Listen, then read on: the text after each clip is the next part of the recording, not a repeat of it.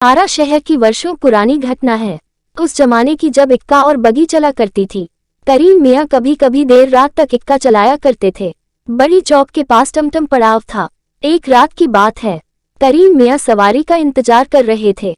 उन्होंने सोचा कि 10-15 मिनट देख लेते हैं, सवारी मिली तो ठीक वरना घर वापस लौट जाएंगे।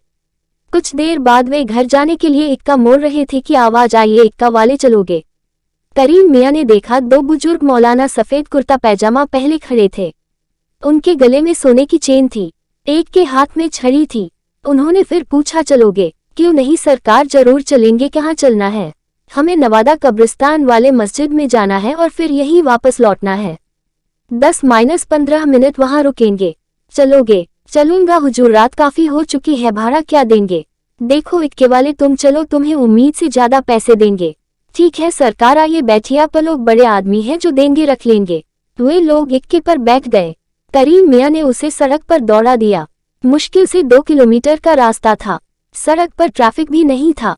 10 मिनट में पहुंच गए। दोनों मौलाना उतरे और करीम को इंतजार करने को कहकर मस्जिद की तरफ बढ़ गए। करीम मियाँ तंबाकू मलने लगे। 15 मिनट बाद वे वापस लौटे और इक्के पर बैठते हुए वापस लौटने को कहा। करीम खान ने इक्के को वापस लौटा दिया। रात के सन्नाटे में दौड़ता हुआ इक्का कुछ ही देर में बड़ी चौक पहुंच गया। मौला नीचे उतरे। उनमें से एक ने पूछा, तुम्हारा नाम क्या है? करीम ने अपना नाम बताया। उन्होंने 100 का एक नोट देते हुए कहा, तुम हमें रोज इसी वक्त यहाँ से नवादा ले जाना और ले आना। ठीक है सरकार, हम रोज आपका इंतजार करेंगे, लेकिन आपने इतना बड़ा नोट दिया है, मेरे पास इसका खुदरा नहीं है। खुदरा की जरूरत नहीं, ये पूरा तुम्हारा है और रोज तुम्हें इतने ही पैसे मिलेंगे। लेकिन सरकार, ये तो बहुत ज्यादा है, इतना तो हम महीनों में भी नहीं कमाते हैं। वे हंसते हुए बोले, कल ठीक समय पर आ जाना। उस जमाने में 100 रुपये बहुत ज्यादा होते थे।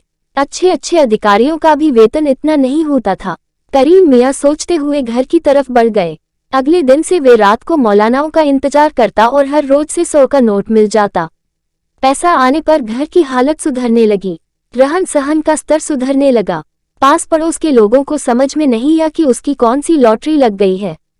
कुछ एक लोगों ने पुलिस में शिकायत कर दी।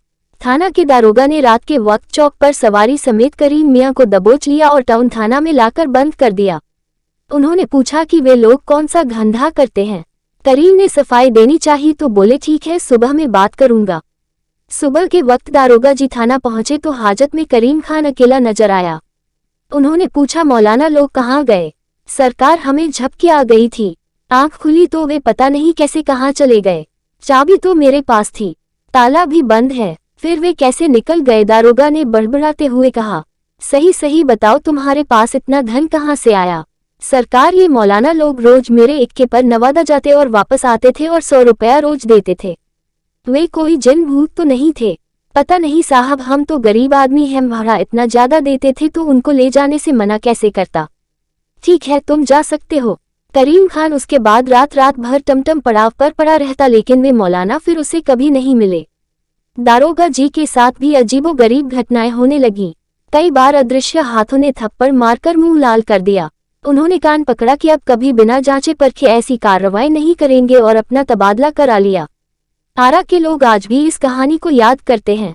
मैं आपको अपने मित्र नीलेश की बहन नीलिमा और उसकी साली नीतू की बीती आप लोगों को बताना चाहती हूँ। कुछ दिनों पहले नीलेश ने मुझे बताया था कि उसकी बहन की मौत हो गई है। ये सुनकर मैं बहुत दुखी हो गई और मैंने उसकी मौत का कारण पूछा तो उसने पूरी घटना मुझे सुनाई। कुछ दिनों पहले नीलेश उसकी बहन नीलिमा और साली नीतू के साथ कहीं घूमने गए थे। नीलेश की बहन और नीतू दोनों बहुत अच्छी दोस्त थी। लौटते वक्त काफी रात हो गई थी। रास्ते में उसकी बहन की तबीयत खराब हो गई थी, उसे काफी ठंड लग रही थी।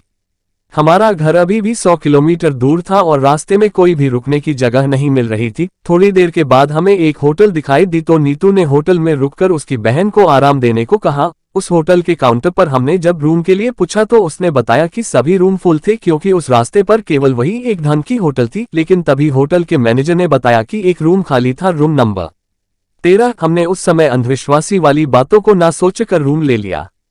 जैसा कि आप लोग जानते हैं कि रूम ना 13 को अशुभ माना जाता है और कई होटलों में इस नंबर का कोई रूम नहीं होता है, लेकिन ये होटल कई साल पुराना था। जैसे ही वो तीनों उस रूम में गए तो उन्हें नेगेटिव एनर्जी महसूस हुई। उस रूम की कंडीशन तो ठीक थी, लेकिन ऐसा लग रहा था जैसे बरसों से यहाँ कोई रहने नहीं आया हो। उन्होंने कुछ ज्यादा नहीं सोचा, अब वो अपनी बहन नीलिमा के लिए काउंटर से पेनकिलर लेने को गया। काउंटर से टैबलेट लेकर जैसे ही रूम में आया तो देखा कि उसकी बहन बालकनी में खड़ी बातें कर रही थी। नीलेश में सोचा नीतू और उसकी बहन दोनों बालकनी में बातें कर रही है, लेकिन जैसे ही उसके पास गया तो उसकी बहन के अलावा कोई नहीं था। उसने उसकी बहन से पूछा कि तुम किससे बातें कर रही थी, तो उसने सिर्फ सर हिलाकर मना कर दिया। तभी नीतू वॉशरूम से आई। नीलेश घबरा गया कि अगर नीतू वॉशरूम में थी तो नीलिमा किससे बात कर रही थी। नीलेश ने नीलिमा को टैबलेट दी और सो जाने को कहा। अब नीतू और नीलिमा दोनों बेड पर सो गए और नीलेश सोफे पर सो गया। सुबह जब क्लीनर कमरे की सफाई के लिए आया तो दरवाजा खुला था और वो जब अंदर आया तो देखा कि कमरे में खून था और नीलिमा मर चुकी थी। क्लीनर जोर से चिल्लाया तो मेरी नींद खुल गई और देखा कि नीलिमा की मौत हो चुकी थी और नीतू बेहोश हो गई थी। नीलेश जोर जोर से रोने लगा और मैनेजर को बुलाया। मैनेजर ने तुरंत एम्बुलेंस को बुलाया और दोनों को हॉस्पिटल ले गए। नीलिमा तो मर चुकी थी, लेकिन नीतू को थोड़ी देर में होश आ गया। जैसे ही नीतू को होश आया तो उसके पीछे उसकी बहन की आत्मा थी जो उससे बोल रही थी तूने मुझे मार दिया। ये कहकर वो गायब हो गई।